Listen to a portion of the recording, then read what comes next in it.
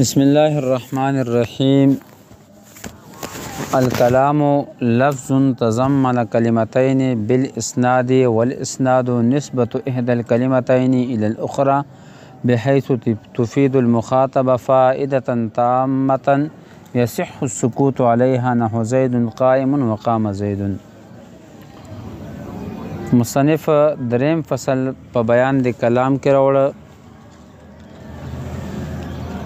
مو د نحوی موضوع په فصل اول کې ویلی و چې څه و الکلمة والکلام. نو د کلمې نه خبره په شوته فصل کې اول فصل دویم فصل کې وشوله. اوس په د دریم فصل کې د کلام په باره کې ته تفصیل بیانوي. پهله د کلام تعریف درته کوي چې کلام څه ته ویلی شي. لفظ تضمن کلمتین بالاسناد. دې ته څه ویلی شي؟ کلام. دې ته څه ویلی شي؟ کلام. کلام لفظ تضمن کلمتین بالاسناد. ٹھیک ده که نه؟ نو هر تعریف هغې کې جنس او فصل وي. ٹھیک شوله که نه؟ خو تعریف کې یو معرف یو معرف وي. نو معرف په دې کې کلام ده، و لفظ تضمن کلمتین بالاسناد دا څه ده؟ معرف ده یا تعریف ده یا حد ده. ٹھیک شوله که نه؟ نو لفظ دې کې جنس ده. لفظ څه ده؟ جنس ده. ټول کلام ته شامل ده. مطلب چې هغه کا مفرد وي، ٹھیک ده که نه؟ او که موضوع وي او که محمل وي. که مفرد وي که مرکب وي، که موضوع وي که محمل وي، هر لفظ ته شامل شول. تضمن کلمتین دا فصل اول ده. دا څه ده؟ فصل اول ده. ادینا مفردات او محملات وتلو. څه ته وتلو؟ مفردات او محملات ته وتلو. ځکه چې مفرد کې دوی کلمې خو نه وي که نه؟ یوه کلمه وي. زید، امر، بکر یا جسق یا زید الټکه دیز. څه معنی شته؟ نشته. یا جسق محمل لفظ د معنی نشته. نو دغه شانتې څه شو؟ ووتلو ته. پوه شئ فصل اول باندې؟ فصل ثاني پکې بالاسناد ده. بالاسناد. ادینا مرکب ناقص وته. ٹھیک ده که نه؟ مرکب غیر مفید بالفاظ دیگر.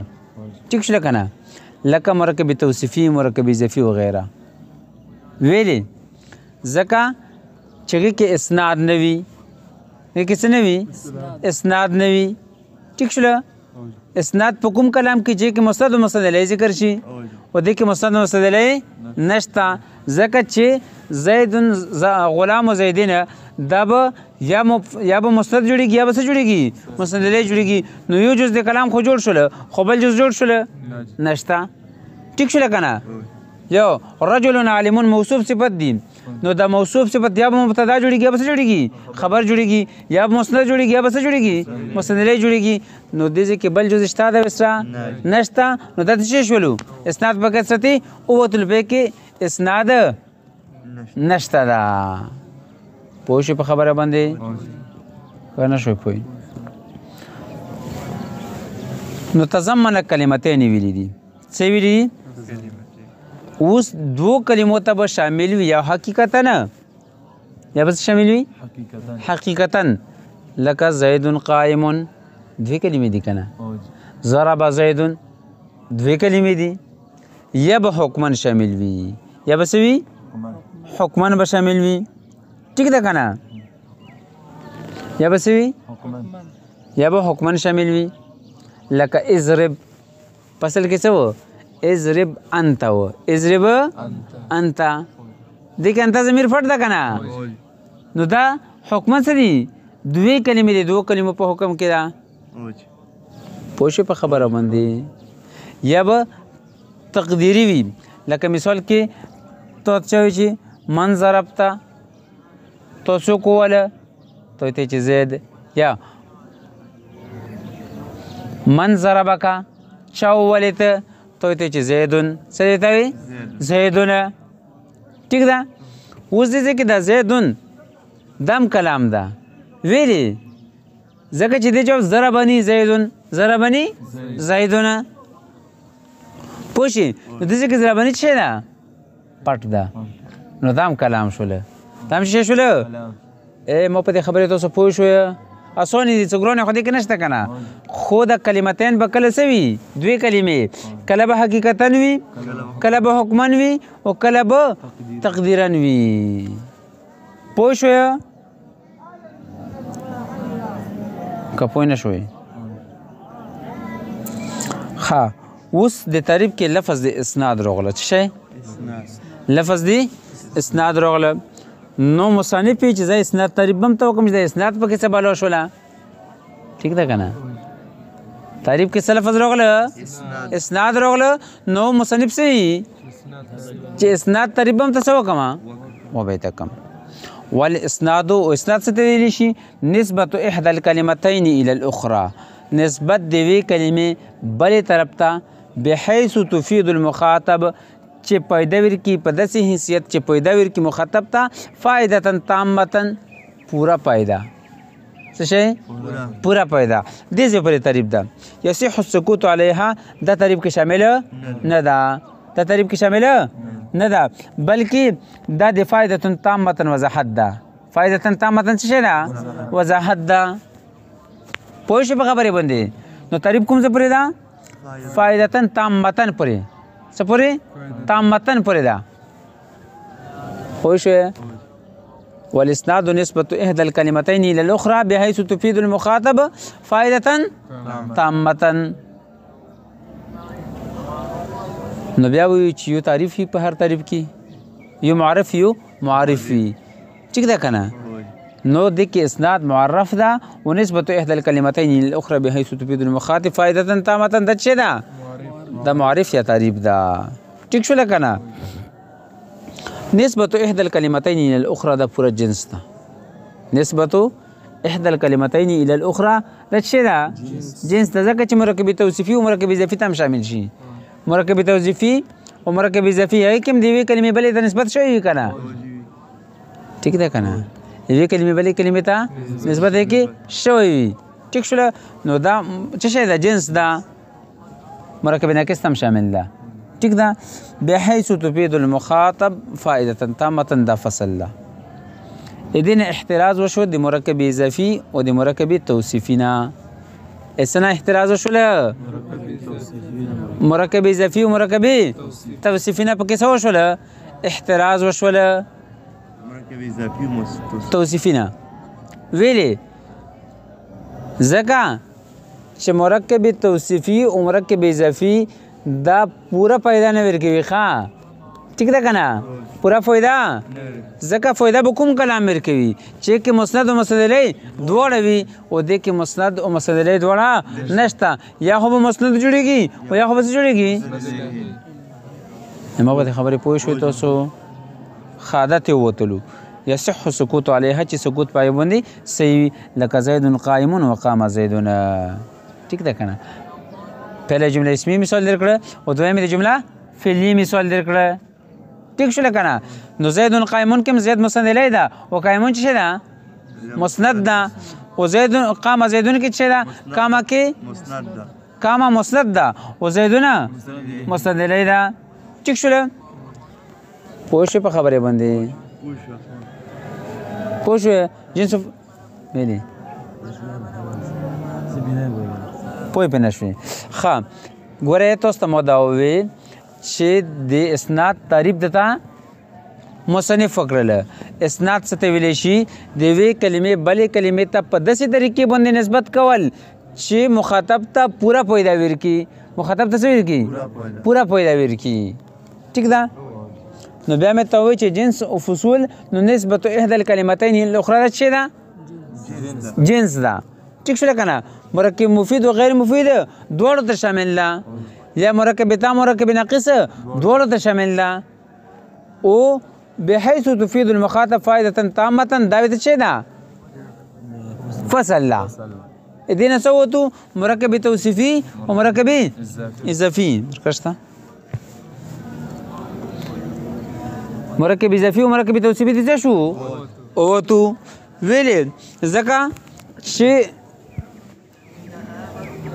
تام کلام کوم یو وي چې کې مسند او مسند الیه دواړه وي چې کې څه وي مسند او مسند الیه دواړه وي لکه زیدونه قائمون کې زید څه ده مسند إليه وقایمون څه شی ده مسند ده پوه شوې قام زیدون کې قام څه شی ده وزید څه شی ده پوه شوې عمر کې به توصیفي کې دا خبره نه وي رجل عالم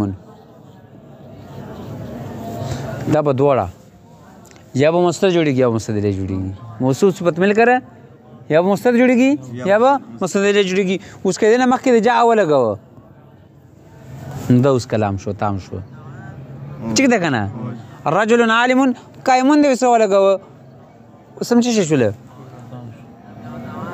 اوس کلام تام شوله پوه شوې ځکه چې اوس پکې مستد هم راغله مستد الیه هم پکې راغله ټیک شوله پوه شو په خبره باندې ښه دارنګ مرکب اضافي د غلام زیدین غلام زیدین اوس دا مرکب اضافي مضاف اضافي یا به مبتدا جوړېږي یا به فاعل جوړېږي یا به خبر جوړېږي ټیک ده که نه نو جز د جملې جوړ شو خو جمله جوړه نه شوه مرکب تام جوړه مرکب ناقص ده پوه شوې خو که چېرې دې سره مجا ولګوه نو بیا مرکب تام شي ټیک ده که نه مستند مصرع ولګوه نو څه به شي مرکب تام به شي پوه نه شوې اوس پوه شوې ښه ویسمى جملة و دې ته جمله هم ویلی شي دې ته څه ویلی شي جمله هم ورته ویلی شي جمله مرکب تام کلام ټیک ده که نه او مرکب مفید دا ټولې نومې دی چې شي دي دي دي ټیک شوله نو فعلم ان الكلام لا يحصل الا من اسمين فشلک پیدا اوس ته متا د اسناد د تعریف نه معلومه شوله ایسه نه اسناد د تعریف نه معلومه شو چې کلام به د څو شو نه مرکب وي دوه اسمونه ښه څه شوله ان الكلام لا يحصل الا من اسمين یا خو به د دوو اسمونو نه مرکب وي لکه زیدونه قائمونه ټیک ده که نه زید مسند الیه و قائمونه مسند وید یا به د فعل و د اسم نه مرکب وي یا به اسم نه مرکب وي فعل و د اسم نه مرکب وي دا خبره خو تاسو په اوله کې ویلې ده چې اسم مسند او مسند الیه دواړه کېدلی شي فعل صرف مسند کېدلی شي مسند الیه نشي کېدلی او حرف نه مسند کېدلی شي ونه دا خو تاسو ته یاده ده که نه دا خو ته یاده ده که نه دا خو زړه خبره ده نو اوس شپږ صورتونه په دې کې جوړېږي څومره شپږ رسټر نشته ښه شپږ صورتونه جوړېږي پرېږده بس اوس کې نه څو صورتونه جوړېږي شپږ صورتونه جوړېږي کوم کوم کلام مرکب شي د دوو اسمونو نه هسې نه کلام مرکب شي د دوو فعلو نه کلام مرکب شي د دوو حرفو نه څه شي نه د دوو اسمونو نه د دوو فعلونو نه د دوو حرفو نه ټیک شوله که نه کلام مرکب شي چې نه د دوو اسمونو مرکب کېږي یا د دوو فعلو نه یا د دوو حرفونو نه ټیک شوله که نه یا د اسم و د فعل نه یا د فعل و د حرف نه و یا د اسم و د حرف نه اسم و د څو صورتونه شو شپږ دوه اسمونو نه دوه فعلونو نه دوه حرفونو نه اسم و د فعل نه اسم و د حرف نه و د فعل و د حرف نه څو صورتونه شو خو صرف دوه صورتونه پکې ټیک دي عقلي طور سره پکې څه وجې جوړېږي شپږ جوړېږي عقلا څه وجې جوړېږي خو دوه صحیح دي نور بیا کلامه نه ده کومه پهله او څلورم پهله څلورم چې دوه اسمونه مرکب شي لکه زیدون قائمون زید مبتدا کا و قائمون څه کا زید مسند الیه کا و قائمون څه کا مسند کا یا د فعل و دی اسم نه لکه قام زیدون قام څه کا وتا مسند کا او زیدون څه کا ځکه چې په دې کې به یو مسند جوړ شي بل مسند الیه جوړ شي فعل مسند جوړېدلی شي که نه مسند جوړ کا او زید مسند الیه جوړېدلی شي مسند الیه جوړ کا او د اول مثال کې زید قایمون کې زید مسند هم جوړېدلی شو مسند الیه هم جوړېدلی شو دلته کلام کې به څه جوړ کړه مسند الیه هم جوړ کړل او قایمون مسند هم جوړ اسم که نه مسند هم جوړېدلی شو مسند الیه هم جوړېدلی شو نو څه مو جوړ کړو مسند مو نه جوړ کړل پوه شوې په خبرې باندې فعلم ان الكلام لا يحصل چې معلومه شوه چې کلام نه حاصلېږي کوم ځای نه معلومه شوه د اسناد د طریف نه چې ده نه مصرف بین سطور کې لیکلي چې تاسو وی که نه ښه الا من اسمین مګر د دوه اسمو نحو زید قائم ویسمى جمله اسمیه اوس جمله اسمیه هم توقله چې لکه څه هم وکړه موږ وي دوه اسمونو نه خو کله کله به جمله اسمیه وي او د اسم د فعل نه به مرکب وي ټیک ده که نه لکه زید ضربه زید او دا جمله اسمیه ده که نه تاسو په نحوې کې به یو تعریف کړی وي جمله اسمیه که یاد مو وي چې جمله اسمیه هغې ته ویلی شي پهله جزء اسم وي پهله جزء څه وي اسم وي په دا جمله اسمیه ده ټیک ده که نه پوه شو په خبره باندې ښه ویسمى جملة اسمیه نو دې څه ویلی شي جمله اسمیه ته ویلی شي او من فعل و اسم یا به د فعل و د اسم نه یا جمله فعلیه تعریف به تاسو په اوله کې کړی وي چې جمله فعلیه هغه ده چې فعل جزء څه وي فعل وي ټیک ده که نه لکه کامه زیدونه ويسمى جملة فعلية نو دې ته څه ویلی شي جمله فعلیه ویلی شي اذ لا یوجد المسند والمسند الیه معا فی غیرهما چې دې نه علاوه په بل صورت کې به تاسو مسند مسند الیه په دا نورو څلور صورتونه چې ما ته کوم بیان کړو دې کې به تاسو ته مسند مسند الیه نه میلویږي ولې ځکه چې که د فعل او د که دوه فعلونو نه مرکب شي نو فعل به مسند جوړ شي مسند الیه شته ده نشته که چېرې د اسم د فعل نه جوړ که چېرې د فعل او د حرف نه جوړ شي نو مسند خو شته او بیا مسند الیه نشته خو که چېرې د اسم او د حرف نه جوړ شي نو اسم به یا مسند جوړوو یا به مسند الیه جوړوو نو که مسند مو جوړ کړه مسند الیه نشته او که مسند الیه مو جوړ کړه نو بیا مسند نشته پوه نه شوې صحیح پوه شوې ويسمى جملة فعلية إذ لا يوجد المسند والمسند إليه معا في غيرهما نبشي مندلع مسند ومسند إليه دي دواړو په علاوه کې ولا بد للكلام منهما او کلام د پوره لابودي ده د دې دواړو نه یعنی کلام د پوره دا دواړه ضروری دي څه دي ضروری دي ویتا کلام کے لیے دونوں ضروری ہے فإن قیل کچری اویلی شي کدنو قضا او یو کباسی کو باستا چلو ٹھیک پوه شوی پی کنه شوی بیا اوس اعتراض کیږي اعتراض دادا چې تو کوم حصر بیان کړو تا چې کلام کې به مسند او مسند الیه وي یا کلام به صرف جوړیږي د اسم او د فعل نه او یا د دوه اسمونو نه نو چې موږ خو وینو چې یا زیدو کې یا حرف ندا ده او زید اسم ده نو اسم د حرف نه مرکب شو کلام او دې ته ټول خلق جمله یي دې ته ټول خلق سي جمله یي ٹھیک ده نو چې تو کوم حصر بیان کړو مو ته نو تو حصر موت شو په څه باندې په ندا باندې پوه شوې صحیح چې تو هم ته بیان کړل مخکې چې کلام به جوړیږي د دوه اسمونو نه یا د څه نه اسم او د فعل نه به جوړیږي ٹھیک ده که نه یعنی چې په کوم ځای کې ته مسند او مسند الیه جوړولی شي هلته به کلام وي چې کوم ځای کې مسند مسند الیه نه وي هلته به کلام نه وي نو بیا ته سره بیا موږ ګورو چې ندا کله روشي نو یا حرف ده یا حرف ندا ندا د پر حروف ورسي که نه 15 حروف دي ٹھیک ده که نه هغه 15 حروف کې یو حرف راغلی ندا د پوره او بل پسې اسم راغلی ده او دې ته ټول خلک سي جمله ویتي جمله انشاء ده که نه پوه شوې نو جواب ورکوي کلنا حرف النداء کای مقامدو چې اصل کې دلته کې دا یا د کلام چې دا د حرف د اسم نه ده جوړه بلکې دا د فعل او د اسم نه جوړ ده ٹھیک ده که نه ځکه چې په دې کې ادعو فعل یا اطلب فعل محذوب ده